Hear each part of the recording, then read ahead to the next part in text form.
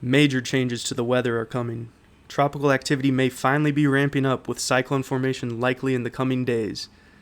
In the mainland, millions of Americans are going to be facing above average temperatures and it's going to be feeling like summer again.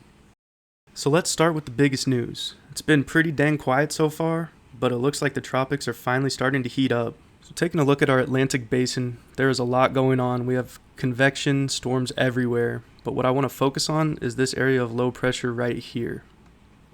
As of now, this is our strongest low pressure system and it has a 90% chance of development in the next 48 hours. As you can see right now, it's still pretty messy and unorganized, but we have warm sea surface temperatures and warm air temperatures across much of the Atlantic. There's also a lack of wind shear, and that's going to help create a favorable environment for the storm to continue to strengthen. If you look closely, you can see a little bit of a counterclockwise spin beginning to develop around that low pressure center. As this low pressure center continues to deepen, our winds around the storm are going to increase.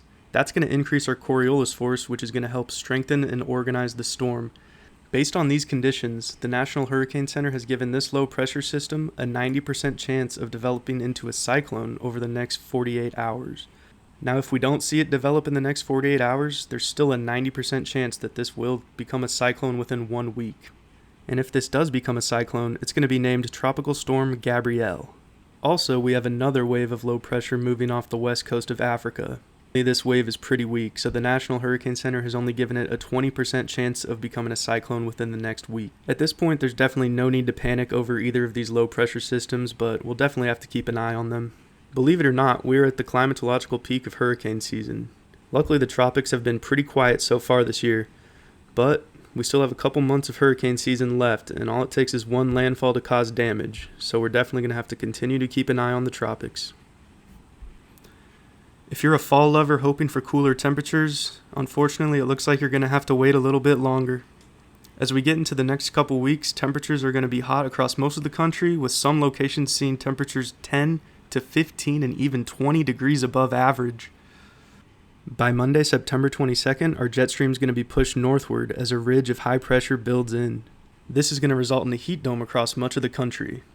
With these upper level ridges, we often see sinking air and high pressure down at the surface. This sinking air warms as it descends, and it also can help inhibit widespread cloud cover and even precipitation, so that's going to just make the temperatures even hotter. For areas east of the Rockies, temperatures could remain warm all the way through the end of September into October, as both the GEFS and EPS ensembles are in agreement of above average temperatures. Now, as we run these ensembles past a week or two, they do start to lose accuracy pretty quickly, but there definitely is a signal that temperatures could remain above average that far out, so it's worth mentioning. I promise fall weather will eventually arrive, but for now, I guess we gotta keep the pools open. Thanks for watching. Stay tuned for more tropical storm and severe weather updates.